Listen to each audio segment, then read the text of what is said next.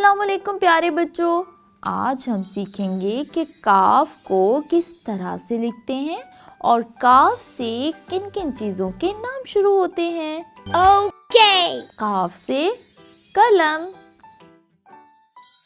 काफ से कुरान मजीद। अब हम देखते हैं कि काफ को लिखते किस तरह से हैं।